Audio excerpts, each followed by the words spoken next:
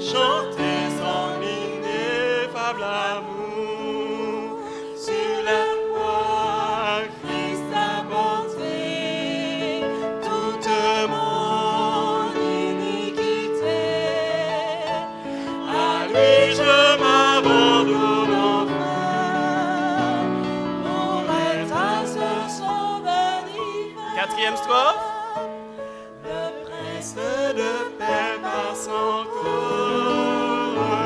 en cet instant pour me bénir. Et dans mon âme à lui l'aurore d'un beau jour qui ne peut finir.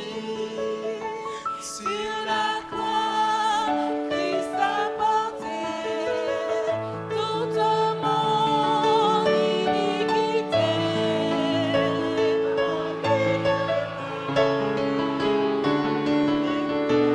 Pour être à ce sauveur divin.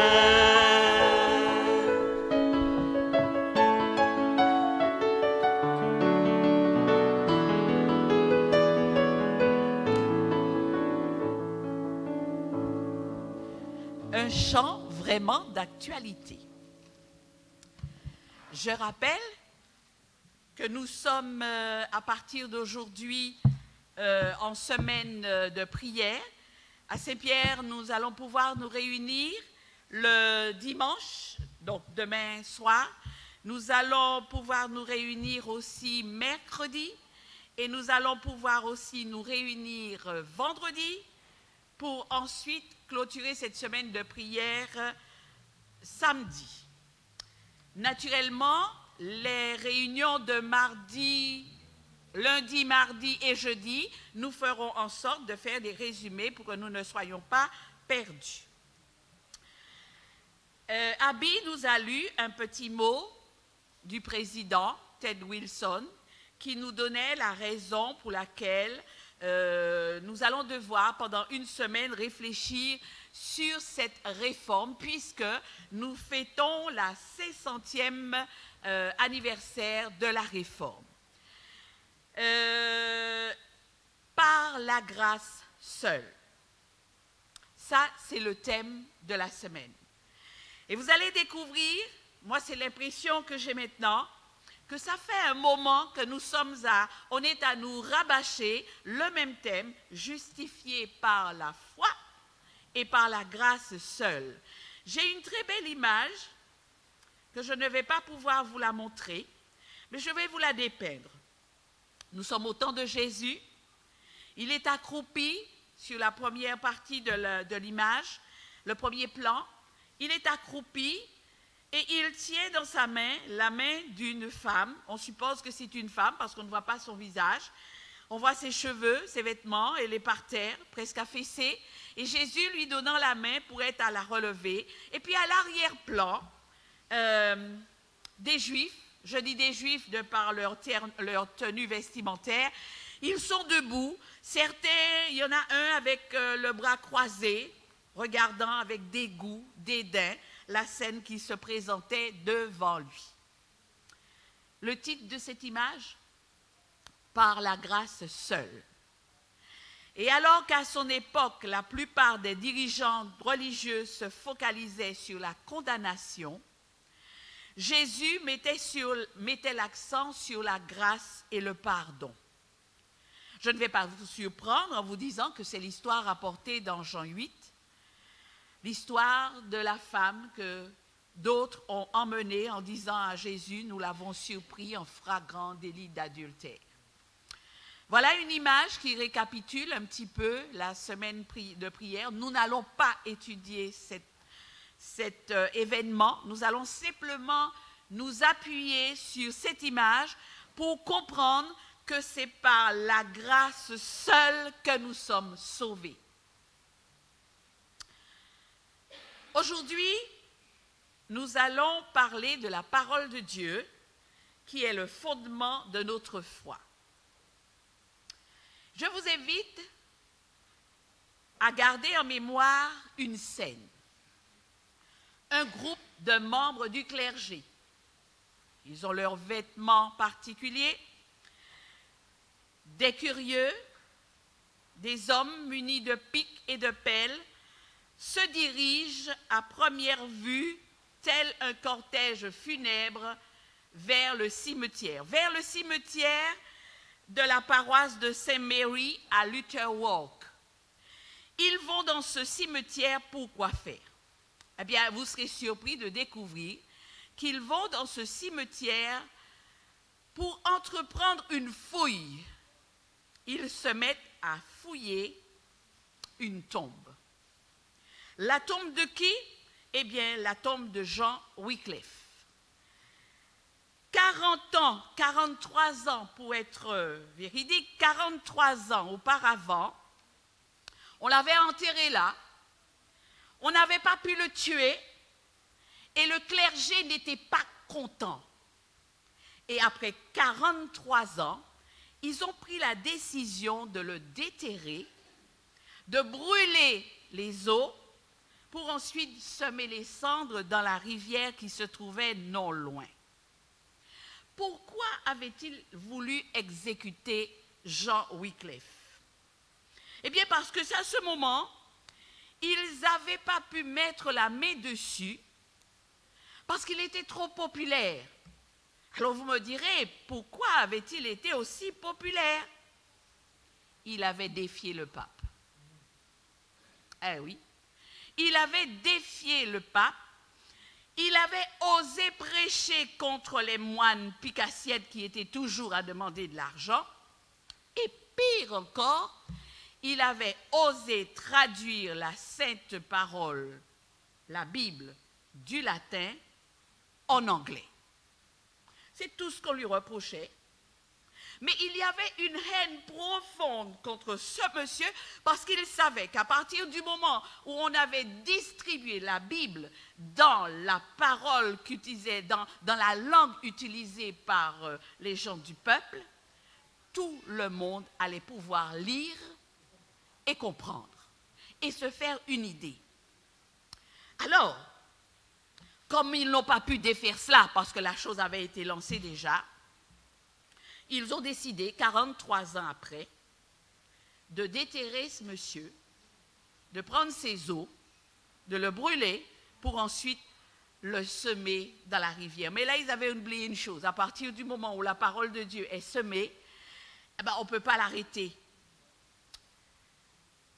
Si Wycliffe avait pu échapper au bûcher pendant qu'il était vivant, par contre, il y en a eu d'autres qui ont été brûlés vifs, qui ont été décapités, qui ont été noyés, martyrisés parce qu'ils avaient choisi de demeurer fidèles à la parole de Dieu. Pourquoi? Parce qu'ils avaient eu contact avec la Bible. L'objectif était une Bible pour chaque peuple. Donc, John Wycliffe avait déjà commencé en anglais, et ce n'est que 200 ans plus tard que Martin Luther, lui, va partir et va chercher à le traduire en allemand. Parce que Martin Luther est le plus connu des réformateurs, je vais un petit peu parler de lui, c'est un jeune garçon, un jeune Allemand, et il avait entendu parler des histoires bibliques selon ce que les prêtres, en ce temps-là, donnaient de connaître et permettaient de connaître. Et il avait découvert, à travers les histoires bibliques racontées par ces prêtres, il avait découvert un Dieu sévère, méchant, cruel, toujours en colère contre les humains. Alors lui, comme il voulait aimer Dieu, alors il avait pris la décision de s'efforcer à chaque instant de sa vie de vivre une vie parfaite pour essayer de calmer la colère de Dieu. Mais voilà, au fur et à mesure qu'il grandissait, il ne trouvait pas de solution à son problème. Dieu était toujours présenté comme étant méchant, mauvais, cruel et toujours en colère. Il a pris le latin, il a pris aussi le droit. Et au fur et à mesure qu'il grandissait, il commençait à se poser des questions. Et puis un jour, alors qu'il échappe à une violente tempête, il fait le vœu de servir Dieu. Et il prend la décision de devenir prêtre, étudiant cette fois-ci, non pas ce que les autres disaient, mais étudiant profondément la parole de Dieu. Si les enfants veulent connaître la suite de l'histoire, il faudra revenir, parce que là, je vais m'arrêter pour l'histoire de Martin. Et je vais continuer pour vous dire que quand sa première version complète qu'il a faite de la Bible en 1534 fut chaudement accueillie par le peuple, mais vous comprenez que les autorités religieuses n'étaient pas contentes du tout. Donc, on faisait appel aux autorités ecclésiastiques et civiles pour écraser Martin Luther. En vain, on avait recours à la prison, on l'a torturé, on l'a brûlé, on l'a blessé avec l'épée, et des milliers de croyants scellaient chaque jour leur foi dans le sang, et néanmoins, l'œuvre progressait. La persécution contribuait à diffuser la vérité. Tandis que Martin Luther apportait la parole de Dieu au peuple de l'Allemagne, il y a eu un autre, Tyndale, lui qui marcha un petit peu sur les pas de Wycliffe et qui se met à traduire la Bible en anglais, non pas en s'appuyant sur la Bible en latin qu'ils avaient, mais il va directement à la source, il va chercher l'original en hébreu et en grec, et il fait sa traduction. La traduction a été si belle, si profonde, que jusqu'à aujourd'hui, vous allez trouver la version de Tyndale, version qui est la plus proche de cette base que je dirais la base en hébreu et en grec. En 1525, il achève la traduction.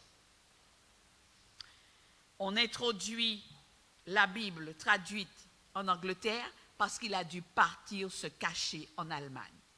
On allait le tuer.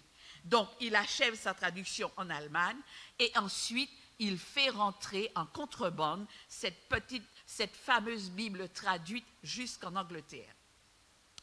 Malheureusement, il fut trahi. Et après avoir souffert en prison pendant 500 jours, il fut martyrisé, on l'étrangla avec des chaînes et on le brûla au bûcher.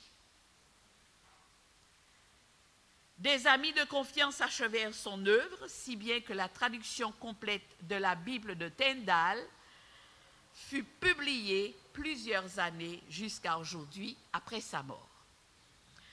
Alors, je vous vois me posant la question, si vous n'avez pas envie de la poser, je vais vous la poser. Pourquoi ces hommes ont-ils eu à subir de telles souffrances? Ont-ils eu à être tués pour pouvoir apporter la parole de Dieu à leurs semblables? La réponse est simple. Parce qu'ils connaissaient la vérité. Et parce qu'ils connaissaient la vérité, ils voulaient partager cette vérité avec les autres. La vérité les affranchirait de l'emprise que l'Église institutionnelle exerçait sur eux par la peur. Aujourd'hui, vous me direz que nous n'avons plus peur. Nous marchons avec nos Bibles. Nous n'avons plus à être embêtés. Nous la lisons, nous en parlons. Et pourtant, il semble qu'il y a un petit problème qui s'installe. Il semble que ce zèle qu'il y a eu au départ pour pouvoir lancer le protestantisme, pour pouvoir lancer cette réforme, et bien là maintenant, on s'est installé et puis on se complaît dans sa situation en se disant, ouais, de toute façon, les adventistes, maintenant, nous sommes bien vus, nous sommes bien appréciés par la mairie, ça ne nous embête pas, nous entrons un petit peu partout. Pourquoi cette différence alors que les autres, eux, ils ont souffert pour pouvoir nous faire partager cette connaissance? Eh bien, rappelons-nous une chose importante. La Bible n'a pas été donnée seulement pour les pasteurs ou les gens instruits. La Bible a été donnée pour chaque individu, chaque homme, chaque femme et chaque enfant. Et grâce aux principes protestants, nous permettons à tous d'étudier la Bible. Nous devons donc comprendre, frères et sœurs, que nous ne pouvons pas nous permettre d'avoir une lecture superficielle de la Bible alors que tant de personnes ont été tuées pour cette vérité.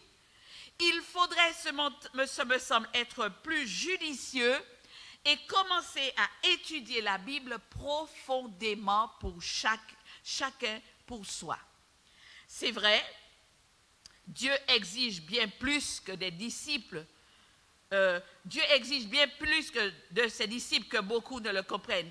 Pour ne pas bâtir nos espoirs célestes sur un faux fondement, nous devons attribuer aux paroles des Écritures leur propre sens et croire que le Seigneur pense ce qu'il a dit. Et croire que ce qui est écrit, c'est ce que le Seigneur veut que nous fassions. Martin Luther a répété à plusieurs reprises: la Bible est la Bible seule, la parole est la parole seule. Ce que nous ajouterions à côté n'a pas la même valeur et ne peut pas être la base de notre foi. La Bible, elle s'explique par elle-même, elle se complète par elle-même et nous ne pouvons pas sortir le contexte, un verset d'un contexte pour en faire une nouvelle loi. Ce n'est pas possible. La Bible s'explique par elle-même. Bien sûr, l'Église adventiste poursuit cette réforme en mettant sur place certains ouvrages pour nous permettre d'étudier notre Bible. L'Église adventiste nous donne en main le matériel de l'école du sabbat pour pouvoir étudier notre Bible. Parce que ce qui nous arrive, ce qui est prévu dans les prophéties, est si dur que si nous nous contentons d'une lecture superficielle, nous ne pourrons pas tenir. Nous vivons dans la période laodicienne des derniers jours. Vous savez, les messages aux 7 églises. L'église de Laodicée. Le christianisme est présenté dans cette lettre envoyée à l'église de Laodicée. Le christianisme est présenté souvent de manière superficielle. Tu n'es ni chaud, ni froid, tu n'es pas bouillant, tu es comment, en fin de compte, on ne sait pas. Tu es tiède, mais quelque chose de tiède n'est pas agréable. Ça, c'est ce christianisme superficiel. Mais rappelons-nous que le diable, lui, il ne prend pas les choses à la légère. Il sait ce qu'il a perdu et il fera tout pour empêcher quiconque de recevoir ce qu'il a perdu. Donc, le diable essaiera n'importe quoi pour nous détourner de la Bible et de la vérité. Pour arriver à ses fins, il aura recours à tous les moyens possibles et inimaginables. Les récréations, les médias, les amusements, le travail, la musique, les désaccords, les luttes intestines, les faux enseignements, la liste est longue, les problèmes économiques, bref, tout ce qui accapera notre temps qui devrait être consacré à la parole de Dieu. Et quand les choses nous seront présentées, si nous ne connaissons pas la vérité, si nous n'avons pas étudié pour nous-mêmes, nous serons ballottés. Nous serons bousculés et nous risquons d'être plongés. Aujourd'hui, malheureusement, certains adventistes réclament une certaine réforme au sein de l'Église en disant que tous ceux qui sont homosexuels soient aussi, de toute façon, ils peuvent se marier, c'est l'amour, ce sont des humains, ils s'aiment. Vous vous rendez compte? Une fois, je suis en Bible et je présente un cours de Bible où je parle de Dieu qui a créé un homme et une femme.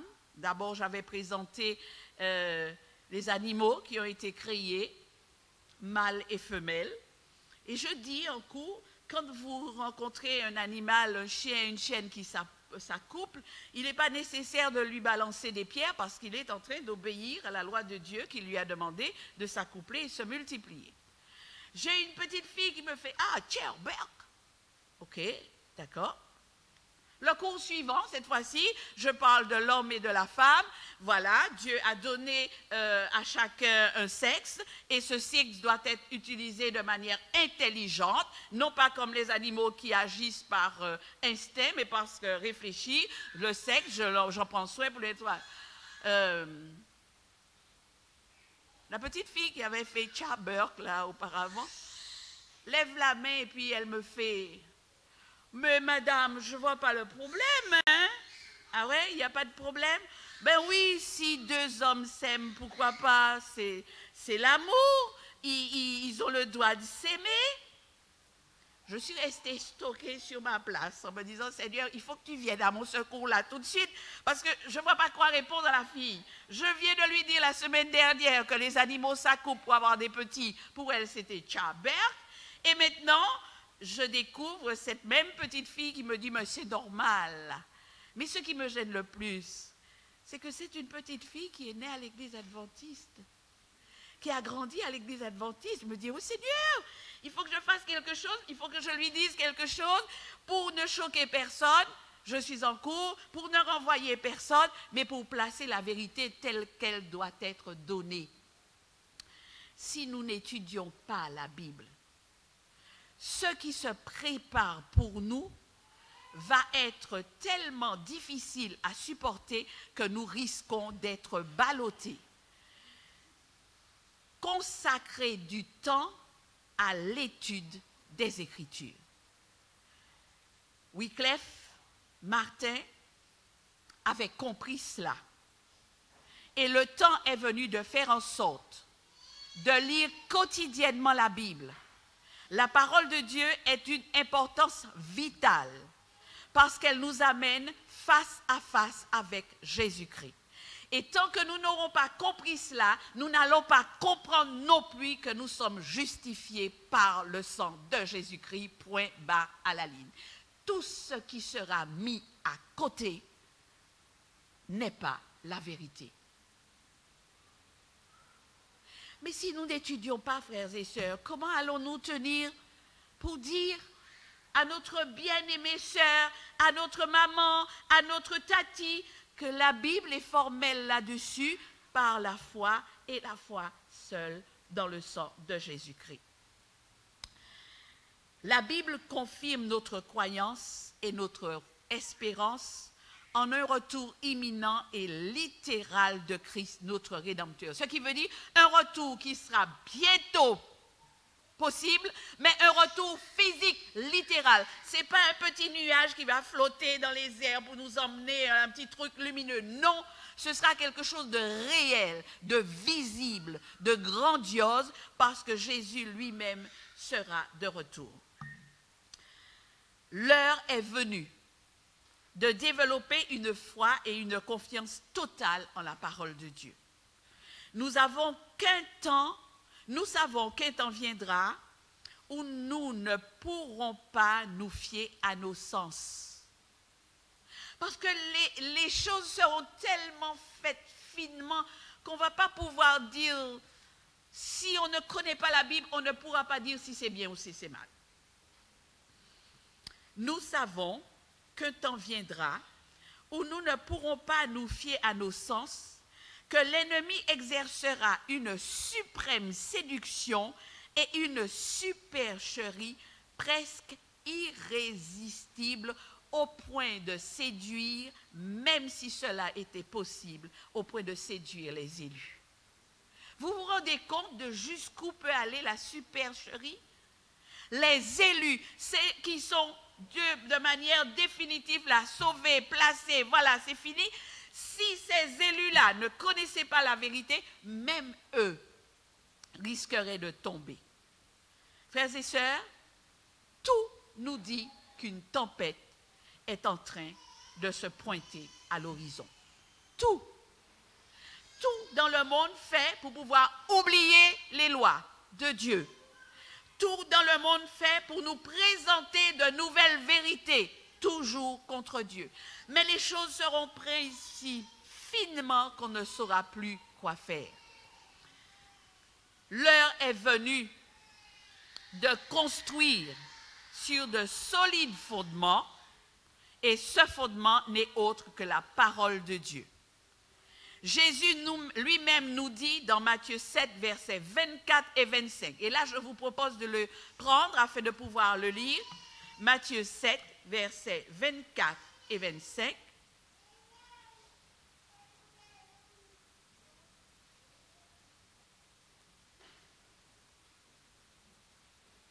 Matthieu 7, versets 24 et 25.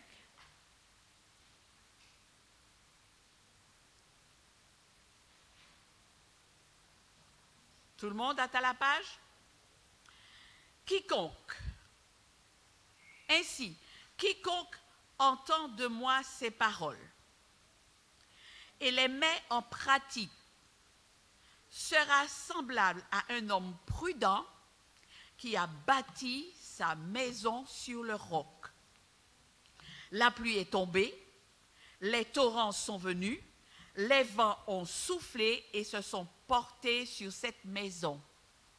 Elle n'est pas tombée car elle est fondée sur le roc. Ça, c'est une maison solide. Les cyclones sont passés dernièrement, les maisons en bois jolies sont parties.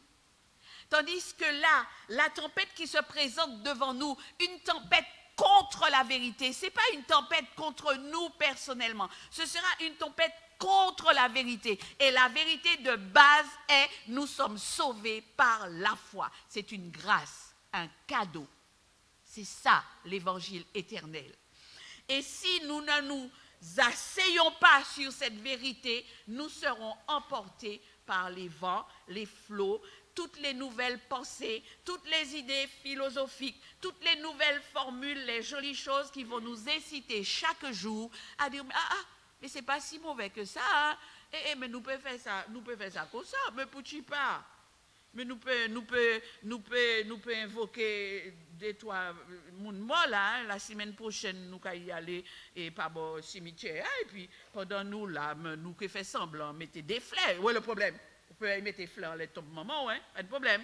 Mais pendant qu'on met des fleurs les tombe maman là, qui ça a poussé ou qui ça qui incité là, on dit Seigneur, maman chérie, tu sais je t'aime. Pourquoi pas dire ça, elle était vivant? Parce que là, actuellement, il peut attendre. Hein? Donc, bientôt, beaucoup de personnes vont se tourner vers les cimetières pour essayer de trouver une solution. La solution ne se trouve pas dans le cimetière. D'accord? La solution se trouve dans l'étude de la Bible, l'approfondissement de l'étude de la Bible pour être solide, se tenir debout et dire Seigneur Jésus, même si là, maintenant, pendant la nuit, mon papa se réveillerait pour me dire Marie-Jo, je t'envoie un conseil, sois forte, dis arrière de moi Satan. Parce que là, il ne peut pas venir par mon conseil, quand bien même ce conseil serait vrai. Parce qu'il a commencé par dire moi ce qui est vrai, il ne faut pas y faire moins paix. Pour ensuite inciter moi à quoi? À un petit mensonge qui va installer. Donc, arrière de moi, Satan. Pourquoi je parle de cela? Eh parce que les fêtes bientôt vont arriver et qu'il nous faudra y faire face. Notre foi et nos croyances doivent s'édifier sur l'éternelle parole de Dieu. Des hommes, des femmes ont perdu la vie. Ils ont été tués, massacrés. Ils ont dû s'enfuir de leur pays pour pouvoir continuer à vivre, rattrapés. Ils ont encore été tués. Pourquoi? Parce qu'ils voulaient placer la Bible dans la main de chacun. Aujourd'hui, on a tellement de versions qu'on se permet de marcher même avec sa tablette. Maman, quand si Martin est arrivé actuellement et puis il a regardé, nous avons les tablettes, nous avons pillé les petits boutons, il a dit, ouh, mais c'est. Pourquoi? Parce qu'à un moment donné, ils ont mis la base. Ils ont traduit. Ils ont été plus loin. Ils sont allés au départ, à la source, pour pouvoir traduire, pour nous permettre aujourd'hui de posséder cet ouvrage. La Bible fidèlement préservée et scellée par le sang des martyrs, transcende le temps et les cultures, passe par-dessus tout ça. C'est la parole vivante de Dieu. Maintenant, par la direction du Saint-Esprit, nous pouvons y trouver des réponses dont le monde a désespérément besoin aujourd'hui. Cette vérité, nous la connaissons, nous l'avons. N'hésitons pas à la partager avec ceux qui, pour l'instant, ne la connaissent pas. Amen.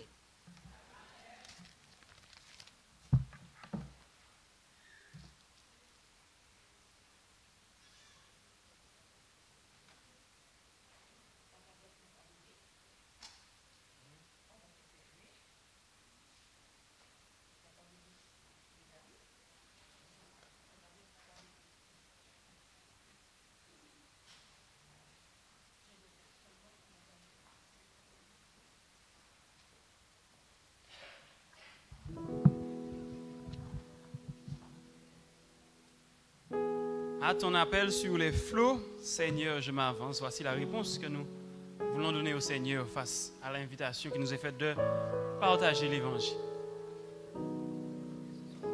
Le numéro 262 du hymne des louanges.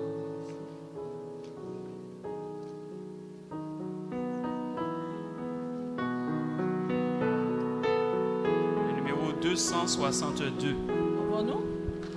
Levons-nous.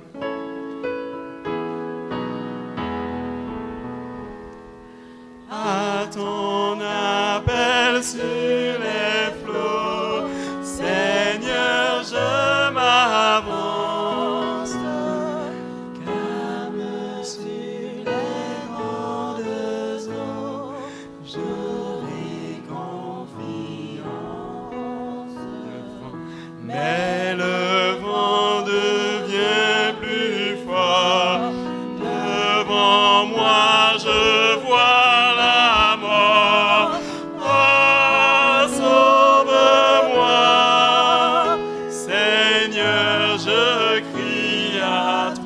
au Seigneur. Criez plus fort. Seigneur, je suis à toi. Réponse du Seigneur. Non, mon enfant, ne crains pas. Je vois ta détresse.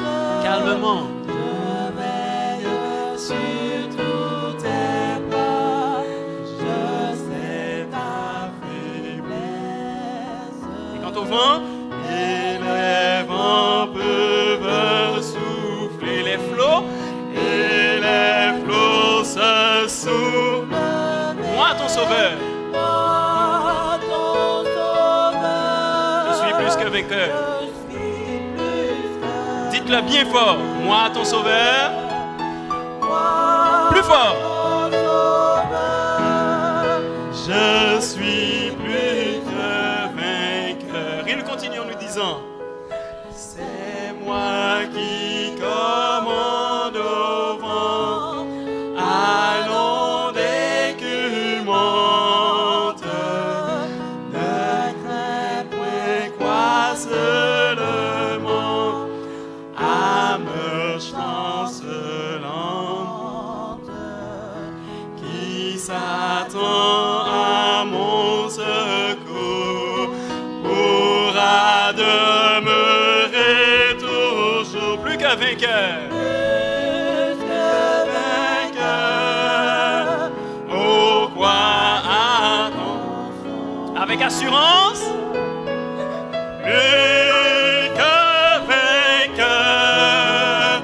Oh, quoi attend Sauveur?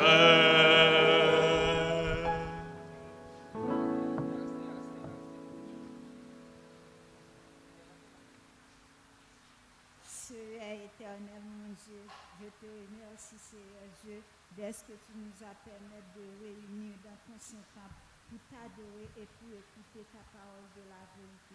Fais-nous du bien, Seigneur. Accepte-nous. Pardonne nos péchés, nos fautes, en pensant en parole, Seigneur Dieu. Bénis-nous, Seigneur Dieu. Alors, Seigneur, mon Dieu, chacun de nous va partir pour aller dans la demeure respectueuse. Seigneur mon Dieu, fais que nous arrivons de bon pas, sans danger, sans malheur, sans accident. Au nom de Jésus, ton Fils, pour la gloire de ton Saint-Nom. Amen. Amen.